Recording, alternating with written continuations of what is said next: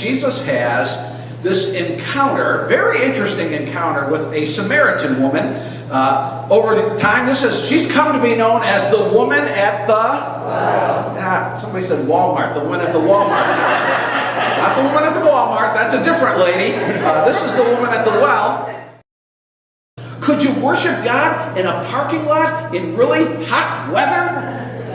Yeah, we did that last summer a few times, didn't we? Yeah, like the hottest days of the whole summer were Sundays when we were trying to be out there. Remember, I think it was the 3rd of July. Was anybody at that 3rd of July service? Oh my gosh, it was 208 degrees. We measured it, 208.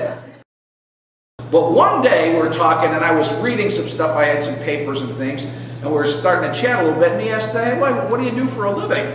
And I told him I was a pastor of a church, and he paused for a moment. Usually people have to process that. Usually if I know somebody for a while, and they didn't know that I was a pastor, and then they just found out, I can see in their mind they're going through, what have I said to this guy?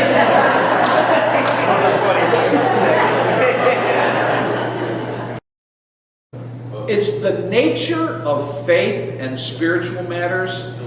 This is kind of a crude way to say it. It's not very eloquent, but I'm just going to say it this way. It's the nature of faith and spiritual matters that it's possible to fake it.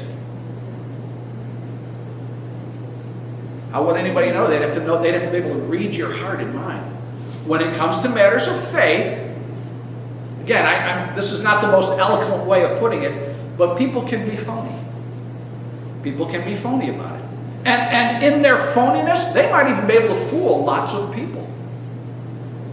I think in a real simple way, like just sort of like almost like street level simplicity, part of what Jesus is getting at when he talks about worshiping God in spirit and truth is this. I think in a way, just what he's saying is, don't be phony.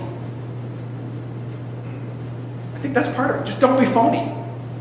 Be real, be authentic. Be honest with God. Now you may come to God and here's the honest truth, and it isn't very nice, and God's going to have to take you somewhere. But it's still just best to come to him honestly. I mean, if this was the truth, if you came to God and said, I don't even know if you're there, God.